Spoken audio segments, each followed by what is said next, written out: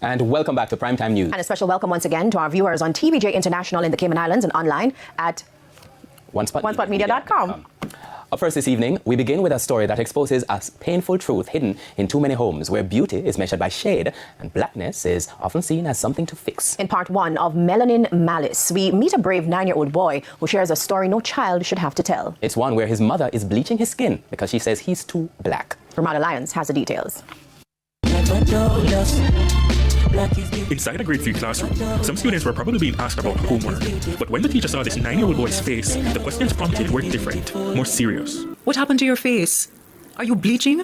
His response, alarming. My mother bleached me. She said me too black. Around his eyes are visibly darker than his face, and his cheeks lighter. The boy, who says he likes to play Minecraft, feels as though his mother has crafted a hatred for his skin in his mind. I don't think that adults should let them children bleach. I told my mother, I said I did not want it anymore, but she said it's not gonna let the black them come off. I'm telling my granny insist. He recalled the first time his mother rubbed the cream on his skin. He remembers the feel, the scent, and her conviction to make him brighter. When I touched my face was kind of smooth.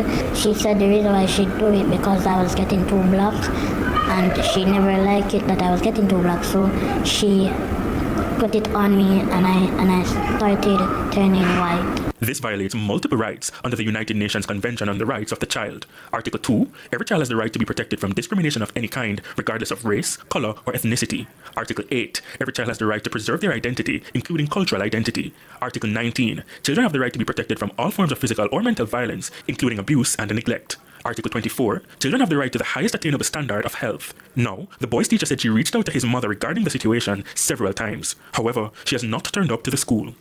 In the meantime, the boy says his classmates have noticed. You carried me and the class outside to look about the shapes. Daddy could tell me that when I come out in the sun, my face was shining, but she said, when I go into the class, it stopped. I asked him where his mother would apply the cream, and he pointed all over his face, saying, And And when? In the morning when I come into school, it let me feel like my face I get too smooth, and then when I put my hand on my face last time, my face is like get kind of rough and tough. I put the issue to Dr. Romaria Thomas, head of dermatology at Kingston Public Hospital and the National Chest Hospital. Outraged by the case, he stressed that children exposed to bleaching products are at risk because of the texture of their skin. During the developmental phases, their skin is thinner, and of course, if they start younger, they will have a longer duration of exposure to these compounds. Now, the popular agents used in bleaching are hydroquinone, steroids, mercury compounds, and different acids. Now, all of them will have negative impacts on the skin.